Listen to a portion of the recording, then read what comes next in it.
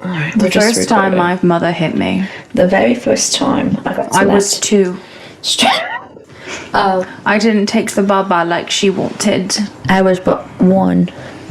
You were but 1. I was but 1. My That's a nappy kept cruelty getting not even filled. I can fathom. Oh, Yami. Your name's on the cups. I was like, I get it. Do you know that I looked up how to do a Atlantic. Thank you. Voice? Yeah. Oot. Something about oots. How What is transatlantic?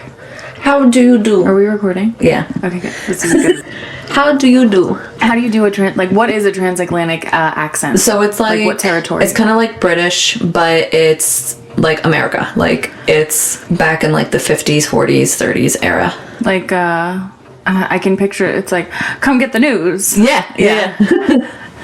She murdered him, you see? Ooh, Like that something was like good that. When I go to it, like, I'm a man.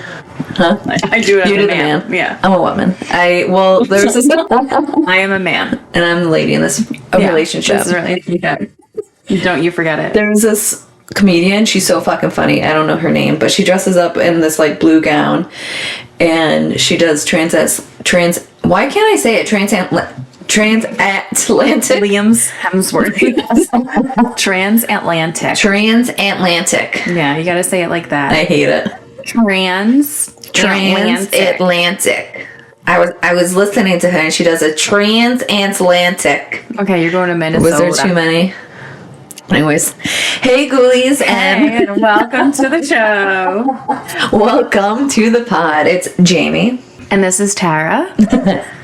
And welcome to the club. Welcome to the club. Did you show your ID at the door? Better. I'm going to keep that information. Benji, check your ID. I hope you have just as bad credit as I do because I'm taking it. Were you stamped? I remember those days where you go out and get stamped. It's 40 and above, the club. We don't know. My type of people. We're out there's by beds 7. everywhere. Yeah. You come here, you take a nap, and you leave. Get a nice matinee, and then you live your life. 50 by 7, and we all clean up after ourselves. Yeah, we tip very well. You take a liquid IV on the way out. Would love. Well, I'm happy to be back. It's just us today. Yeah, it is. It's actually just us, which is something that's a little bit new for everybody out there to experience. And us. I'm excited. Yeah, experiencing it together. All together. I feel like personally I'm in like a brain fog right now. Like I am fogged out. A brain frog. I thought I got away with that. You can't get away with anything on your own, unfortunately. Detective Tara. Yeah. Yeah, I don't know. I just feel like. Well, maybe it was because of like how high we were last night. Oh my god, Probably yes. Why we were in a brain fog this morning. So I don't know if you other 30-year-olds like D&D, but we've come into. We're cutting this. We're gonna let them know. We gotta let the people know we're relatable. We're just as we might be super super hot, and I get that for us. We are, a regular group of people that are 30-year-olds playing Dungeons and Dragons. There, babe. It's in the teeth. It's in the teeth. Do you think it's in our teeth? No. I paid for my teeth. They look beautiful. Thank you. I bought my teeth. I bought my teeth. I want it. I ripped my own teeth out and I put in some dentures I found. Oh. Where are they from? A homeless man? What? Where are they from? A homeless man? Did that sound like gibberish? It did. Who knows who they were from? I've gotten yelled at multiple times by Ralph for just mumbling. I used to be bullied by my very close dear friends for mumbling. Very much so. So I had to work on that. Yeah. But I'm a mumbler. By heart and by trade. And I'm okay with that. It's the mystery of us. And also, like, why would I want to put that much energy into life? You know what I mean? Like, enunciate? No. So happy to have a podcast. Where I speak super clearly. And really enunciate every word. Well, I'm excited. Jamie is leading this podcast today. I am. And the topic that is near and dear to her. I'm pretty excited about it. I'm excited too. It's about the Cecil hotel. If you guys don't know about it, look it up, babes, because it is 5 stars. Go stay. You love it. You love it. I think it's like $39 a night. Steal. In honestly. LA? Downtown LA? Downtown. A booming area, if you will. Not a scary person in sight. No, not even half a block away. Yeah, you should go stay at the world-renowned Cecil Hotel. It rivals the Ritz. Honestly, they made themselves into a hostel, if you didn't know. So if you're young out there... It's very hostile there, so... Well, true. And they actually made the hostel more expensive than the hotel itself. Hotel? Yeah, can you believe it? Do you remember in 2013 where there was like a video that went out and it was of like this girl that was in a elevator and she was like, yes. Of course I remember that. So... having like a breakdown. Truly, she was in the elevator. You watched her enter in, and she I remember everybody thought she was haunted. Everybody thought she was possessed by a demon, especially around in my grade. It was the most bizarre thing. I was hooked on it. It was definitely my first encounter with the Cecil Hotel. I don't think I had ever acknowledged it or knew it. I was in college. I didn't care about it. Yeah. I've never been to LA, so there's no reason for me to know. But then that's when everything started coming out a little bit more, and you you really heard what the fuck is going on at the Cecil Hotel. This weird ass hotel. So this episode, we're going to be going over the Cecil Hotel, like we were talking about, and that's located in downtown Los Angeles, and I'm going to go over exactly why people think it's one of the most haunted hotels in the world, and what exactly gave it that reputation. And I'm going to do another TW, all the episodes that I seem to just gravitate toward. And what is this one for? This one is for talk of death and suicide. Well... And a little bit of SI on the side. Okay. I was we have to TW for death? That's the whole thing. I know, truly. But it's so, shocker, somebody dies. But the suicide thing, I think, is good. Because, Who kills himself? Well, people. That's true. It's been done in the past. It has. So if that's and something... also been done in the past. Okay, so we have trigger warnings. So, if you don't want to hear it, you can leave. Thank you. Get the fuck out. But then just... There's the door, Shannon Bador. Ooh. It's from Real Housewives. Alright, so let's get into it. Let's get into it. Okay, I'm ready. Alright, so the Cecil Hotel opened in 1924, having 15 floors without the 13th floor, which is very common for hotels. Wait, what? They had 15 floors, but they didn't have a 13th floor? Yeah, that's very bad juju. Oh, so they just eliminate the 13th floor. So technically the 14th floor is the 13th floor. Correct. Or was there a 13th floor that you just couldn't go to? No, they don't have it. They just never named it. Mm-hmm. So really there is a 13th floor. Mm-hmm. Which is kind of funny that you bring that up, because I specifically have it. Yeah, why do they try and if you're gonna have over 13 floors, you have a 13th floor, right? What, just because you don't name it? Or just build a whole floor and nobody can go to it. Fair. That way you keep the ooklies spooklies there. And there, you store all your Ouija boards on the 13th abandoned floor. You're welcome. We're solved this. I think this was a problem solved for... We can just shut down the America. hotel. We just shut it all down. End the podcast. We just made millions. You're welcome. And it housed 700 rooms, which is banana cakes for the time, because it was, made in 1924. 700 rooms. Wow. Not only was this a huge hotel, but the entrance of the Cecil was also super luxurious. It was made with marble. It had a grand entrance. It was actually also modeled off of the Hotel Cecil in London. So she's a little bit worldly. Which is another huge big building. It's a good hotel? Yeah, in London? Yeah. Oh wow. She's a nice one. And that's still around. It replaced a mansion that was the one in London replaced a mansion that used to be on the same grounds. But when they had begun the process of mapping out and building the Cecil in downtown Los Angeles, it was actually the beginning of stages of it being a booming area that is downtown Los Angeles. They really truly thought it was going to be the new Hollywood, essentially, because they had really high hopes for it becoming more of a residential area where it would give family reason to visit. But unfortunately, once they opened, it wasn't long after the corporatization of America had started, and that meant instead of there being places in downtown where people could have geared it more family orientated, it was corporations were buying up these plots left and right, and that gave very little reason for people to actually visit downtown in comparison to visiting Hollywood, because they were just going there to work. There was no touristy things or exactly family things or things just to do. It was just it was an industrial park essentially. Yep.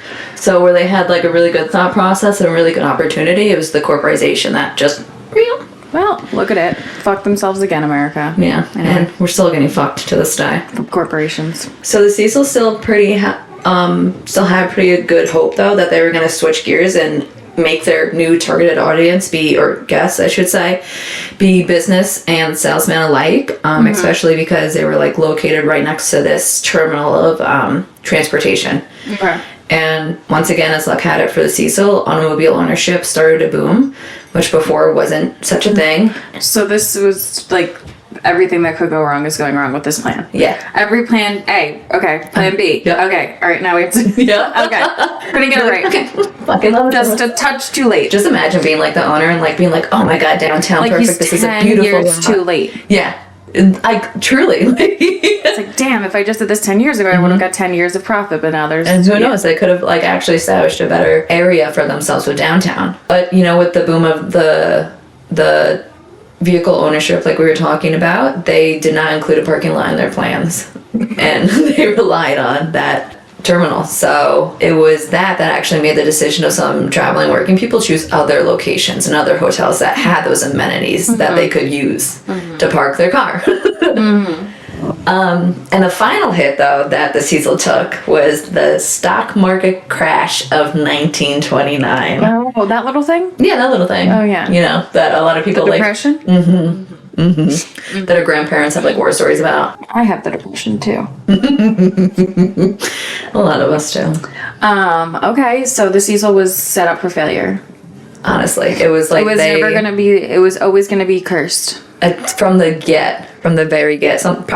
Probably As that guy's family member didn't bring Madame Zimoni, or whatever her name is. Up the mountain. My god, from Holes. Yeah. It was Zeroni? Zeroni, yeah, Zeroni. Madame Zeroni. Actor Zeroni. Stanley Yelnats. So now that the stock market crashed, so obviously their last targeted clientele, which was businessmen and salesmen, they were all losing their jobs left and right. And of course, with everybody losing their jobs, homelessness skyrocketed, especially for the area because it was so populated. And it was from that created Skid Row as we know it today. That's half a block away from the Cecil. Good old Skid Row. Yep. So, of course, trying to maintain some sort of income, the Cecil then transformed itself to be a low-budget, low-income housing for the homeless. What the Cecil, again, did not take into account was the type of people that would now be staying there. So that easily ended up being people, of course, from Skid Row trying to better their own situations. But that brought a lot of people with addictions from being depressed, and even prior to, now that they had a lot of gets being essentially zooted out of their minds, walking up and down the hallways. Having a great time. Just having a by themselves. time. Well, yeah, but maybe great. No, yeah, in the moment. I mean, you know. I wouldn't do crack. No, that's not true. I've done crack. Crack cocaine. I know, but one of those, is remember not that like pen? Yeah, okay. I want to say I would never do meth, but I have done Adderall, and I hear they're essentially the same. I've done a lot of things in my life. I couldn't tell what the comparison was. I've done DMT, but I was like a really tiny bit. So that's pretty crazy. Yeah. I didn't really do too much. I've done a lot of tiny amounts of things, which I'm happy I stopped because, babe, wow. My brain chemistry was... At the shore. Yeah. we hit that wasn't weed, pens. and it wasn't weed. We just don't think it was. We were very fucked up, but it was fun. I had a great time. Do they have crack in pens? Audience confirm. I don't. Hucklesclub@gmail.com. Ooh, Carolina, can you look up if heroin comes in pen form? Thank you. We'll get that answer to you guys. Just wait. We'll update in the next episode. So, then that's where the hotel starts to get a bad reputation and making potential future guests hesitant to stay there. And this could have been the also beginning stages of how the Cecil really started to attract this maleficent energy. And some people say they probably even had it since opening day, considering everything that happened. Would you say maleficent or malevolent? I could say both. I looked up the word maleficent. Maleficent is like the name of the cat from Cinderella. Yeah, but I think it's like bad. It is bad, but I would say malevolent. I would say both. Maleficent and malevolent. Maleficent word meaning. Give us the word origin. defo. Comes from the Latin word which means doing harm or evil. There we go. I would say wicked. Yeah. Something wicked this way comes. I'm telling you, it's both. Have you ever seen the movie Malevolent? It's really good. Is that the one with Angelina Jolie? No, I don't even know who the actress is. It's like a really weird movie. It feels like an A24 movie. I don't think so. I've seen it. It's good. Yeah, okay, so the us. Maleficent Yes. energy. Yes. Which was evil. Yes. Just always with the Cecil. Mm-hmm. So some could have said that it was brought with these people of being so down on themselves, or it could have just been something that from the ground up was built into their hotel. Energy just like seeps into the walls and things, which I kind of feel.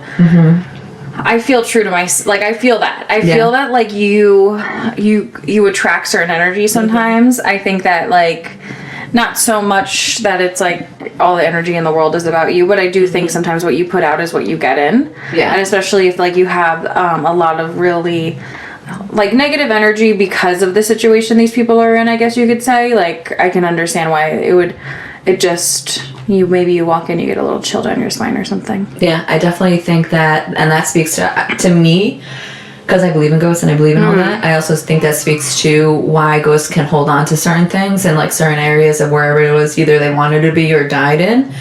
And I think that's just, like, vibes. Like, you truly feel. Some people can. I don't know if it necessarily you, listener, can. But I feel like that speaks to a lot of people that can feel vibes of others. Yeah, I can't. I can pick up on a vibe in a second. I can pick up on a vibe of a person. I can't pick up a vibe of a place. Oh, no, me neither. Oh, okay. Like, no, I can't go into a place and be like, we're definitely haunted. I've never been able to do that. Like, I've, like, maybe, like, felt a chill once or twice, but I'm very bad at, like, feeling like... I would immediately be like, oh my god, this drafty-ass place. I would just be like, okay, so we're in an abandoned house. The only thing scary is that we're doing this at 2 a.m. because we're stupid. Yeah. Like, a person can come and harm us. Like, if there was a noise, I'd be like, there's a fucking homeless man. I guess, like, exactly. I feel like there's nothing scarier than other humans. Yeah, so true. And I feel like, have you ever been to Kings Park?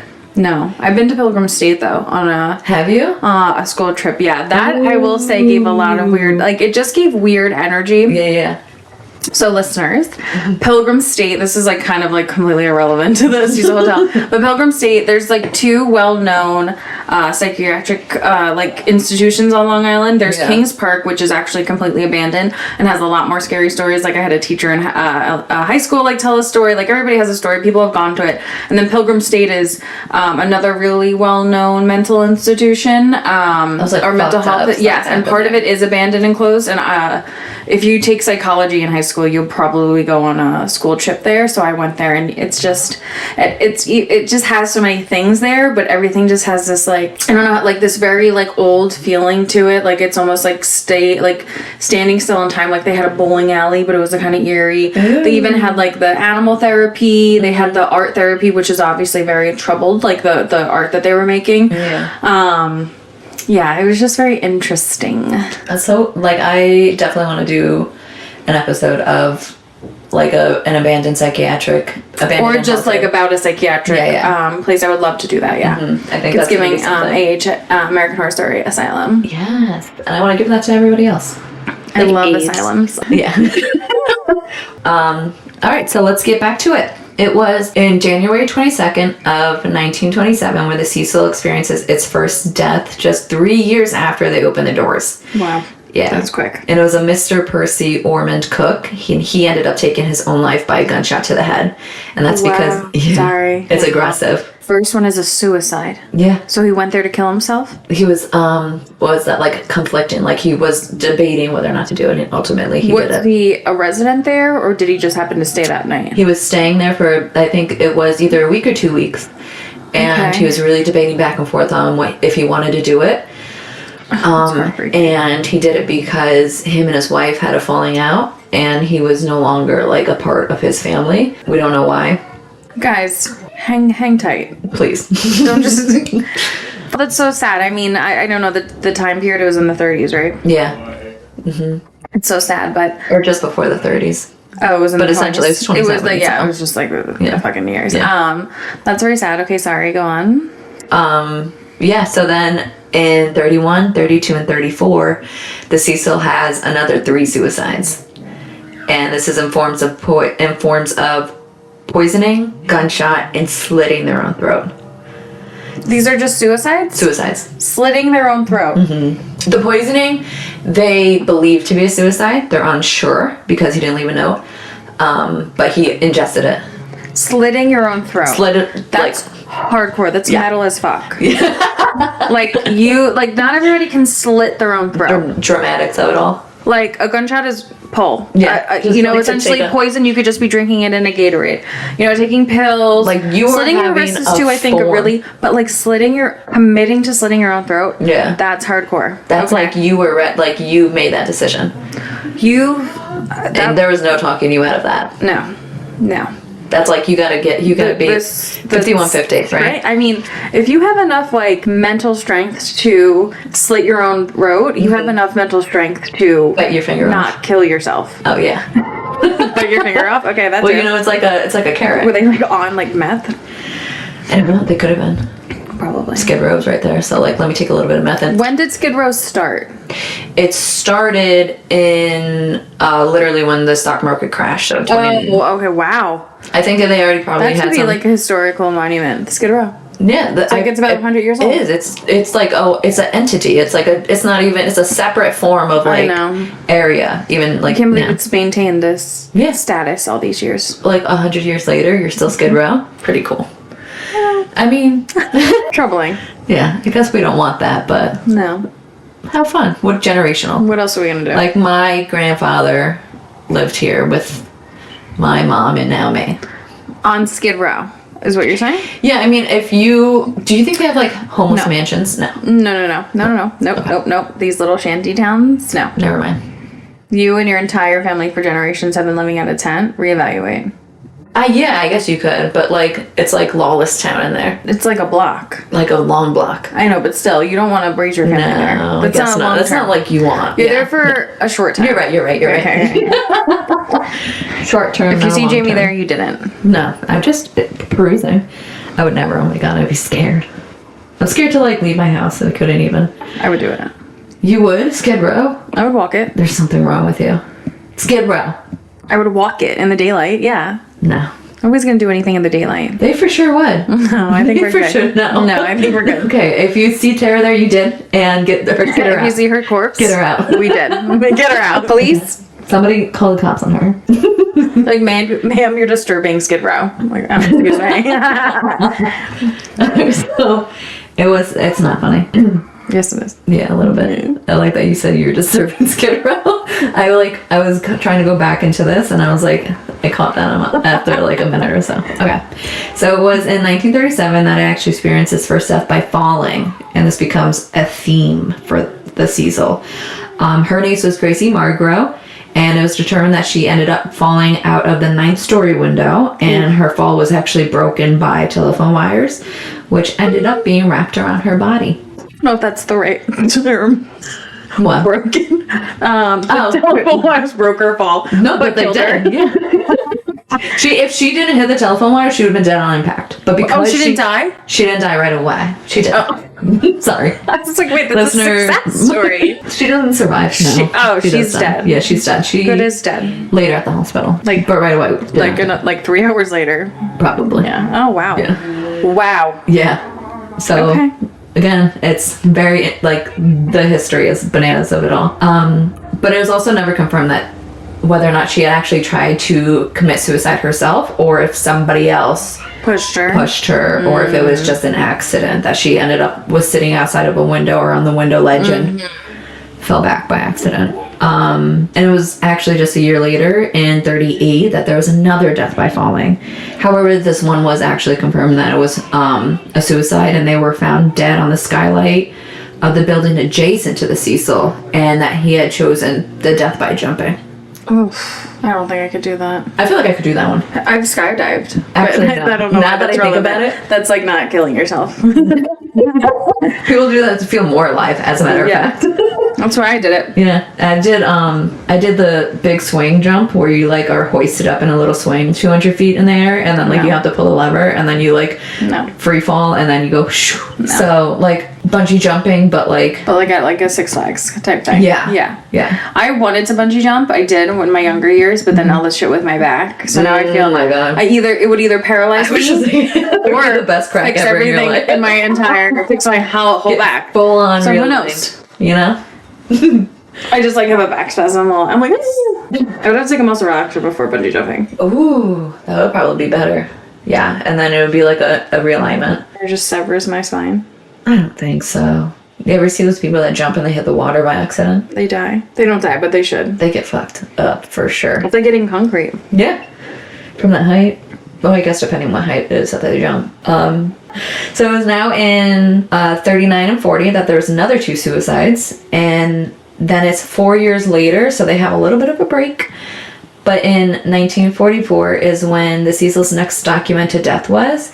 And this one was actually kind of horrific. What do you think came first? Like the deaths or the Cecil? You know what I mean? The Cecil or the deaths? Like, what is it? Is it the Cecil that's causing the deaths, or is it the deaths that's causing more deaths? You know what I mean? Yeah. Like, what's happening here? Because it's like, obviously you see a theme of like jumping. After one person jumps, now everybody wants to jump. The Taylor Swift song. I think about jumping off of really tall things just to see you come running. Me. I would hurt myself to see somebody visit me. To see somebody jump? No, like she's saying, like you'd hurt yourself to see if like the person you're hanging out would come and check on you. Oh. Younger me would have. Now I don't care. I don't really listen to Taylor Swift. That's okay. Anyway, so the next death. Horrific. So it again, I just actually really want to be advised while listening to this one listener. It was a murder of a newborn baby to Dorothy Jean Purcell, who was unwed with her boyfriend while staying at the Cecil. Of course, during this time, that was the type of behavior that was like strongly looked down on. And she did testify that she actually was unaware of the pregnancy to start, and that when she gave birth in the hotel restroom, that she thought she had given birth to a stillborn baby, and she threw him out the window. Let that sink in. It was wild. Reading that, I was like, this isn't real. So that's newspapers on. That's your reaction. Yeah, to giving birth to a baby. Dead or alive? Throw it out the window. Yeah. She was like, oh, my baby's dead. Throws it out the window. But it wasn't dead. It wasn't dead. So she was found guilty, obviously, on reason, but she was found guilty on reason of insanity. She was only 19 at the time, and she said that the man that she was saying he was 38 years old. Wild age difference there. And death to this man. Yeah. But actually, he was also not aware of the pregnancy, and she believed the baby's father to be from her hometown in Iowa. So she was like a little runaround Sue, whatever. Oh my god, Runaround Sue. Yeah. Stop, okay. I love that music, that song. Which one of the things was, too, when she was giving birth, she actually came to that she was giving birth while she was in the hotel room with this guy in bed. She, like, gets out of bed, walks down the hallway, and gives birth on the restroom floor. And then the person that did the autopsy to confirm that the baby had air in its lungs, but because the baby didn't have what at the time they all thought you had to smack the baby to get the baby to start crying, because he didn't have that's why he was just chilling. He came into the world chilled. So she just thought he was dead because he wasn't crying. Yeah. Well, she still seems like a fucking asshole. Yeah, a little bit. Why the fuck would you throw any kind? But it's like, you know, the people that give birth in like the toilets and then like leave the babies there. It's usually children. She also had a very severe infection because of the whole afterbirth situation of it all. That's so sad. So she was like in the hospital in the prisoner ward for a while, recovering. Continuing the previous trend of falling by suicide, or suicide by falling, is that in 47, 54, and 62, there was another 3 deaths. Later in the year of 62, there was also another suicide by jumping, and it was of a Miss Pauline Unn, and she had decided to take her own life that way. However, on her way down, her impact, she actually ended up landing on a man named George Gianni. Police had originally thought that the two had made a suicide pact, but they come to find out after investigating that he was actually just a pedestrian walking down the street, and they knew that because his shoes were still on, that if he had fallen if he'd taken his life by falling, the impact would have made his shoes essentially fly off, and that's how they knew that he was just... That's so sad. Can you believe that? Like walking down the street and then somebody falls on you. That's like my worst nightmare in New York City.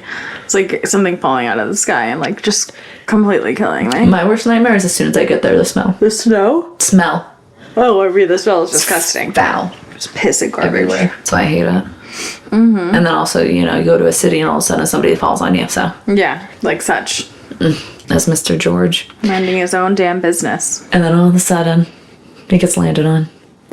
It was 2 years later in 1964 that it was a huge hit to the residences and employees of the Cecil, like when they found a woman that was given the loving nickname of Pigeon Goldie, that she was brutally murdered. She had lived at the Cecil for some time, and she was always being seen outside taking care of the pigeons, or on top of the Cecil, or out in the square nearby. She was discovered having been strangled, stabbed, and raped, and her body was on the bed, while her bedroom had been ransacked in a robbery, and she was 65 at the time. Oh, God. And then in 1975, there was another suicide by jumping on the 12th floor, went out of the 12th floor window, and in 1992, there was a death of an African-American man by falling from the Cecil's 15th floor, but police were not able to identify the man or be able to confirm if he had fallen, jumped, or was pushed. Okay. I don't even know how much we're up to now. How many? It's like, I believe it's over 20. Like, well... Oh my God. Yeah, it's about 20 deaths, but I don't know if I list them all. Yeah, I mean, how could you? Yeah, it's... You We'd be here for days. Oh my God, okay. It's... The Cecil is something else with, like, the amounts of deaths Was that this come when from it. American Horror Story based its hotel season off? Yes, I thought it is. it based it off of the H.H. Holmes. Oh, But it feels more like the Cecil. It is based off the Cecil. Okay. Yeah. It definitely feels more like the Cecil for sure. I'm sure they probably took aspects of both, but... They did because of, like, one hidden, like, thing, but yeah. Something else worth mentioning, and to be said as to why the Cecil has given so many visitors the vibe that it was emanating a sort of darkness, was that 10 years earlier in the 80s, a very prolific serial killer stayed at the Cecil and his heightened string of crime. And it was a Mr. the Night Stalker, a Mr. Richard Ramirez. Oh, the man who smelled like goats. Yes. Imagine that's like what, like, you're a serial killer, but that's what people really know you for. That's what people know him for. He's smelling disgusting. such like shit. And having rotted teeth. He's dead now. Did you know? Yeah. Oh. No, thank God. But anyone who ever found that man attractive... People found him attractive? You're fucking kidding. Women flock to him. I guess there's somebody for everybody. No, there's not. There shouldn't be anyone for him. Anyone who finds serial killers attractive. Well, they're fucked up. They like reevaluate yourself. You know what I mean? Go to therapy. Therapy is really good for you. It is super good please for just you. go to it. You know, they have the online Night Stalker therapy. was hideous. Yeah, he was foul looking. Richard Ramirez was a little shitty shithead.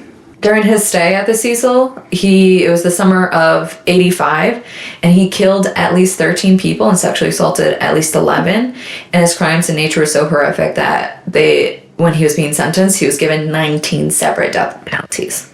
Bless. Truly. He was a horrible person, and we would definitely will have to do him one day. Yeah. Because the way that he was found and captured is one of my favorite stories in all of like true crime history. The way that town, that community came together. Yeah.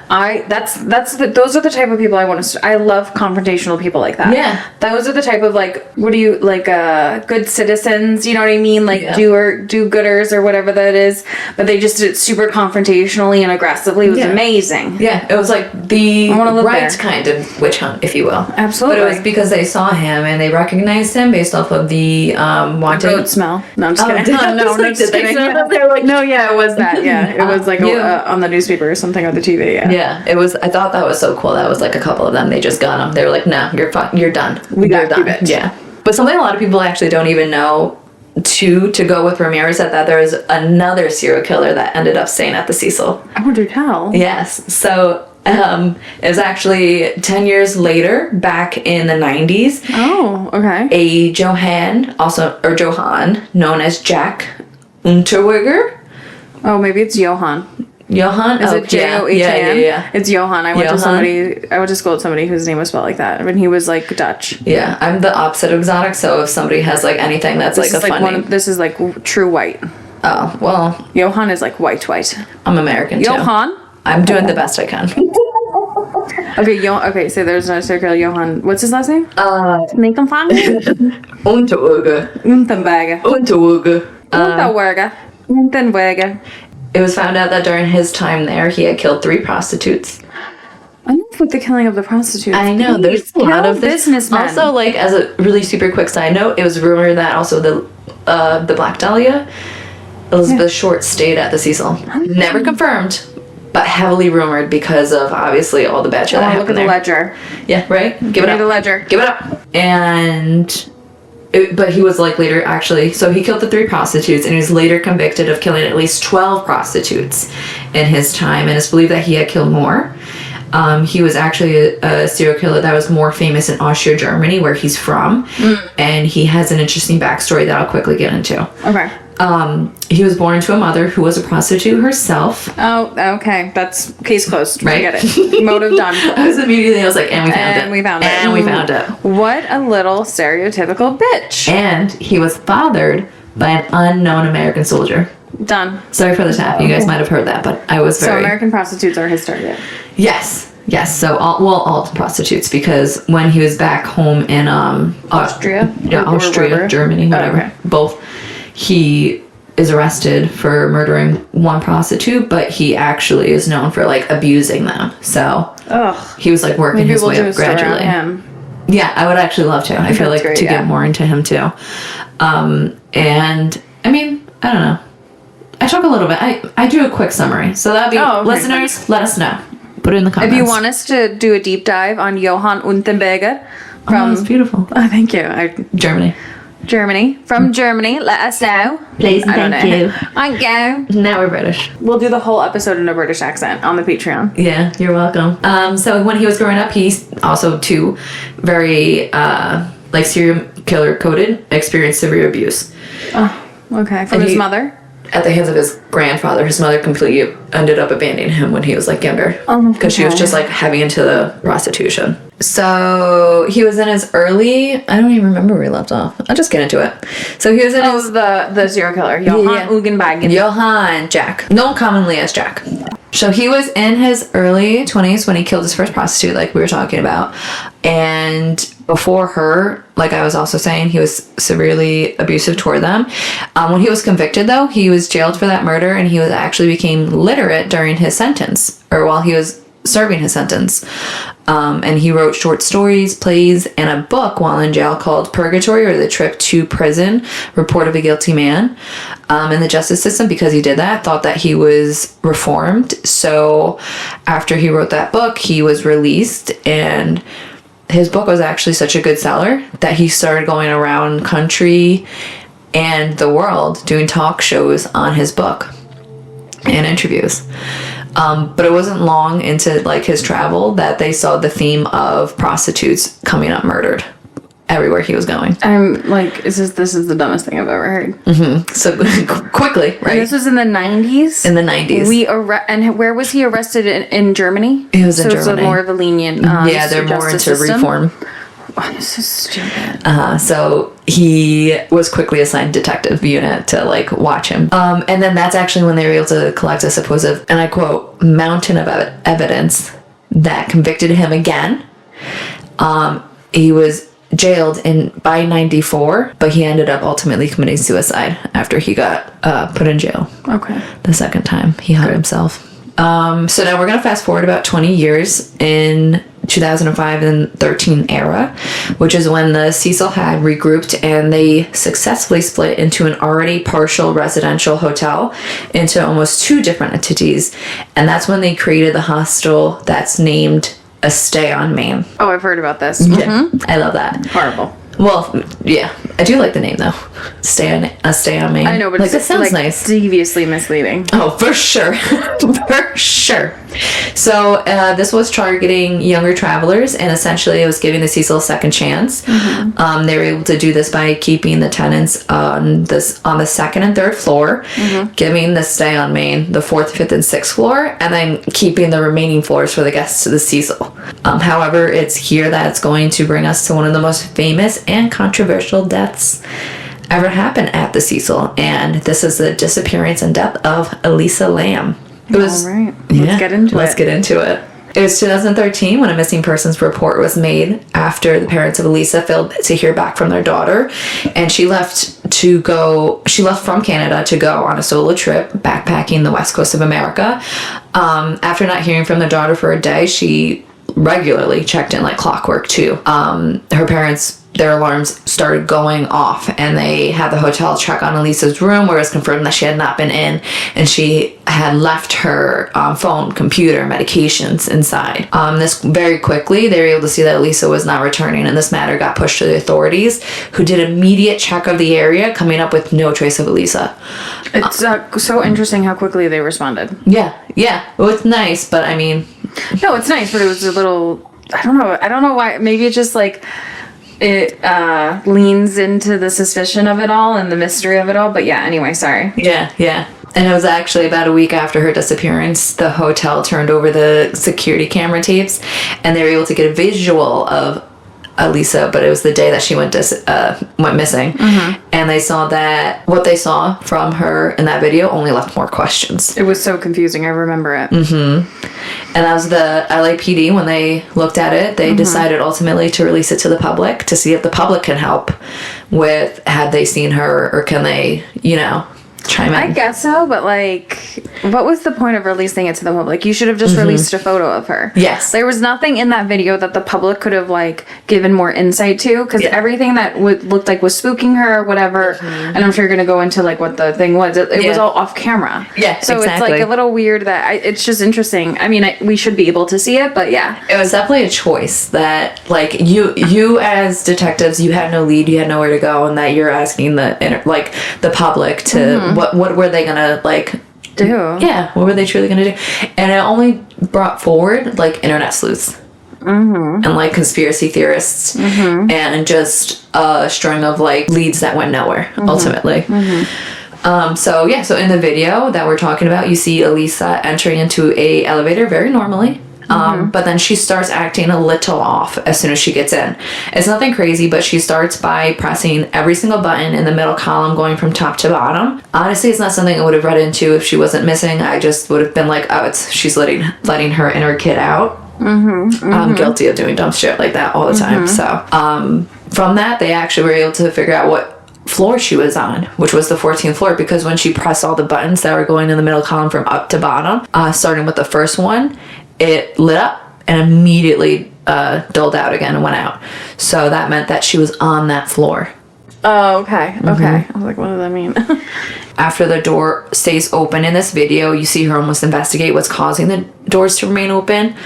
As a spoiler, we do come to find out too that the reason why the door remained open was because one of the buttons that she pressed, the bottom one, was a hold door button, and that's why it stayed open. While the doors are open, she pops her head out quickly. She looks up and down the hallway outside and then pops back into the elevator.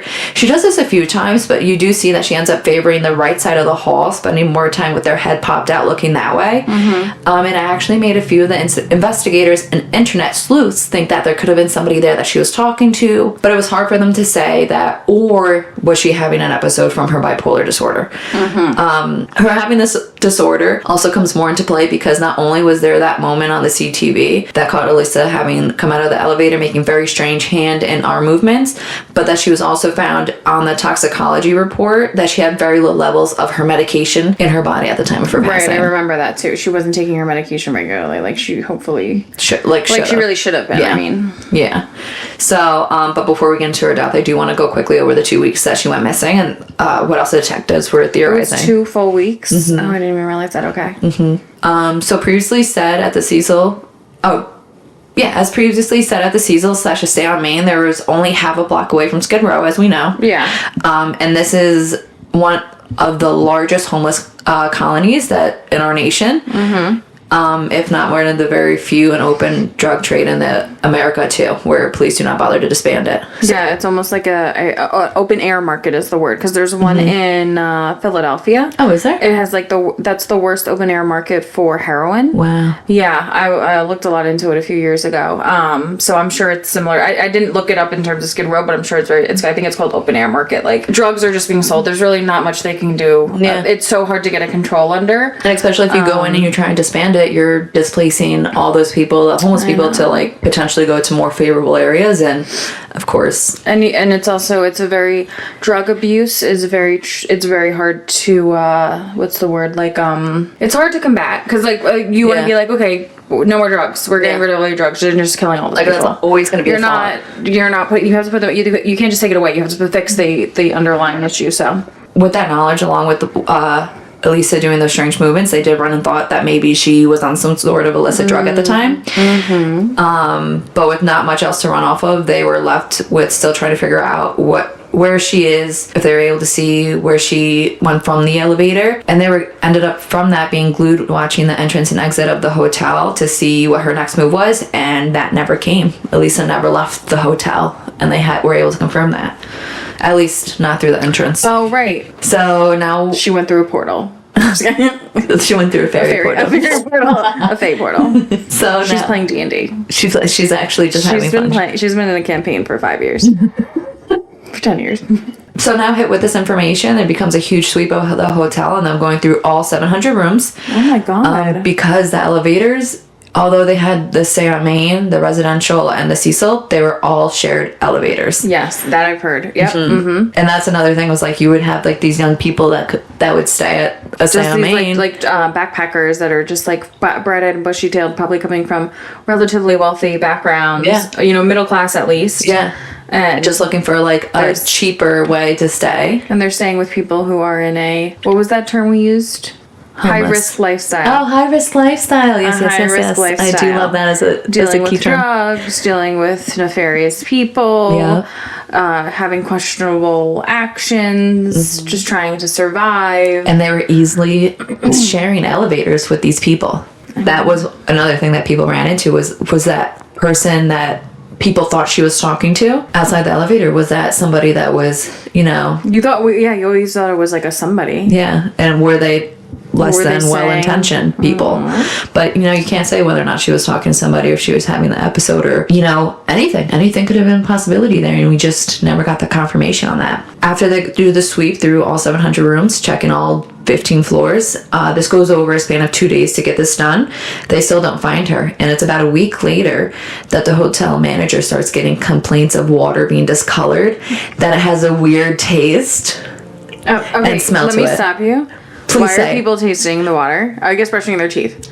Yeah, we are not drinking tap water in LA, people. But I mean, also the residents are low income, so like, are they just using the tap water to drink? Oh, true. I'm a snob. That's so true. But I know. But also, we know from Long Island, like, you're not supposed to drink the tap water. Like, that's a big no-no. But back in the day when I was younger, it was okay. In Aruba, apparently, I think it's some of the best water in the world. Really? Not here. No, baby. I wouldn't don't drink the tap water in America. I don't trust any of America. Maybe Maine. They have Poland Springs. Maine? Oh. And now this, obviously, all these complaints prompts the maintenance worker to go take a routine look to see if they can find what the issue is coming from. And especially because the water pressure itself ends up super light. Right. So they have to figure out what it is that's going on. Maybe an animal got in there or something. Yeah. That was probably what they thought. Yeah. And when it comes to water pressure, where do you go to get that solved? The water tanks. Yeah, on the top. So when the maintenance man got up there, he's met with the body of Elisa Lam, and she's floating face up, naked, and is quoted to say that the maintenance man is quoted to say that she's ghost white. She was naked? She was naked. You didn't know? No, I don't. Yeah, her clothes were at the bottom of the tank. Yeah. Oh, how interesting. Okay. So once she's retrieved an autopsy, that's where they find that the medicine levels are low. She's also cleared having taken any drugs, so she wasn't on any illicit drugs. And that would have been her body 2 weeks later. Yeah. Okay. So she was pretty decomposed. She was like in a well within decomposition. So they were trying to figure out, was this death accidental? Did they have a murder on their hands? How did she get there? And again, they didn't have any leads or connections as to why Lisa ended up in the water tank. And having already combed through the hotel staff, and along with her previous roommates, Elisa only had them for a short time too, by the way, that they had nothing to go on. So police had no reason to believe that she died at the hands of somebody else, and she did not have any abuse to her outside or inside body, so that type of potential was taken away. And she also had no reason for her to take her own life purposefully, because she had plans to return to school when she was back home. One of the things that she was known to be was very avid on Tumblr. If you don't know, her Tumblr is still out.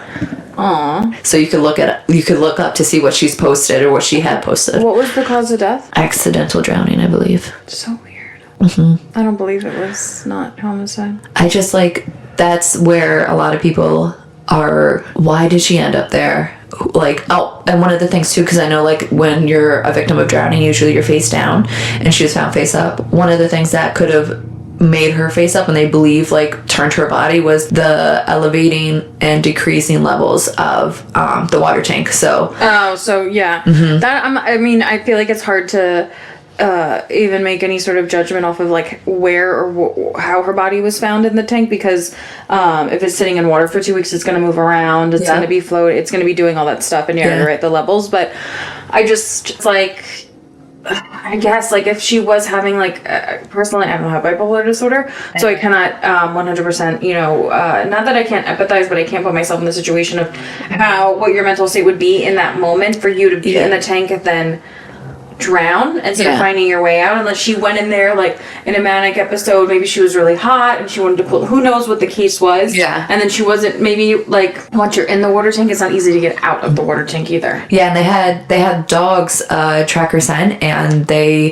tracked it to a window that had a fire escape on the outside, and that's where they lost their scent. So they believe that she left out the window, climbed up the fire escape, and somehow got up there. But the thing is too, is how did she get access to get inside the water tank by herself? That's another thing of neglect too from the hotel, that it should have even been accessible by the guests. Exactly. Even if somebody actually tried to get into it, a lock and key or something should have been placed, especially because it's the water tank. It's something that you can't not just somebody drowning with. It's also the water supply to your guests. It should be contained and be safe. Yeah, exactly. They were drinking decomposed human fluids. And technically, she probably could have stayed alive. I mean, if you know how to float. Oh, I guess unless oxygen could have ran out. Or if you because it's water, you could just drink the water. She's been there for 2 weeks. Well, if you know how to float. For 2 weeks, your body gets exhausted. Even floating? Yeah. Yeah, you can That's just float true. forever. Why not? We would be able to live in the water. You can't just float? Aliens do. She was a fairy. So, from there, the Cecil had just one more death by falling, and it was an unidentified male. Just one. One more. Just one more to the list, to the rasta. But they, and that was in 2015, but of course they ended up continuing to fall in hard times as the Cecil Sluck, and they weren't getting enough revenue from the hostel or the hotel from them being low income housing, and they finally closed their doors to travelers in 2021. You can no longer stay at the Cecil. Oh, it's completely closed. It's completely closed to travelers like guests, but it's still a low income residence. And today, 2024, the Cecil is up for sale. Wow. Well, actually, I think I just saw somebody bought it. Really? Wait, unless I'm... Oh, no, you're right. It's for sale. You can buy that. Okay. The owners listed it for sale. Okay, yeah. They were quick, I think. They bought it 2017 or something. And they quickly, they're, no, thank you. We're good. This isn't going to do shit for us. Well, that was great. The Cecil Hotel is very scary. I personally would stay for a night. For funs and good, but for shits and gigs. But I wouldn't need my own bedding. I would. No, I mean we wouldn't be sleeping. Oh, okay, then that's fine. I would stay for a night, not sleeping. Standing the entire time. Give me a cup of coffee and a wheelchair, maybe, so I can sit. Yeah. Ooh, a scooter. A scooter. I would love. I would do that. Me too. I would explore it. I would be there for the night. I would to do a little nappy nap. Yeah. Mm-hmm. Oh yeah, a cot. I could do a cot. They're like, what are you bringing, ma'am? You think I'm laying on your disgusting beds? I'm good. I'm not doing No, that. I mean, that's a crazy hotel. I've heard of, I think, obviously, like I said, the first time I heard about it was in 2013 with the Elisa Lam case. Yeah. But it's just so interesting to see how many times it's been in pop culture, like American Horror Story, like we said, and I'm sure some other things as well. And just it's crazy to think of this one building and just the history and the relationship it's had with death for so many years. There was one of the residents that had stayed there. He went and he was on one of the shows that were covering the Elisa Lam case, and he was quoted. He said, "You, as a resident, you know not to go up past, I think it was the 12th floor, because if you were up over that, there was a chance you were being thrown out, like you were flying out the window." So common for people to have killed themselves via jumping or what have you, or even being pushed and murdered that way, that you just did not go past a certain level. That's so interesting. And the Night Stalker stayed on the 14th floor. Why couldn't he throw himself out? Too bad, right? Missed opportunity. Go, man. It was definitely, for me, I feel like it was doomed from the from the jump. From the jump. It was bad timing. Mm-hmm. Obviously, I'm sure that they did something nefarious to even just get the property. There has to be something like that. It must be buried on like a Native American like grave or something crazy. That's what I thought too. But I think one of the managers were like, we thought like that has been thought, but it was debunked. No, there's no graves there. You did a great job. Thank you. I was so happy to cover the Cecil. I feel like it was just something interesting, and I can't wait to do something else, maybe without murder. But I said that last time, so yeah. But we can do. Anything ooky, spooky, otherworldly, you know, aliens. Which is a hot topic if you guys didn't know about the fucking aliens out there. Oh, I know. She's on it. I'm on it. It's all over my mind. I can't stop thinking about the drones, the water. We've just been swimming with aliens in their home. Thank you guys so much for joining us on another riveting experience with the Hot Ghouls Club. Jamie did a phenomenal job on the Cecil Hotel. And if, you want to send us out. Oh, yes. So we will catch you in the shadows and stay ghouly. Bye.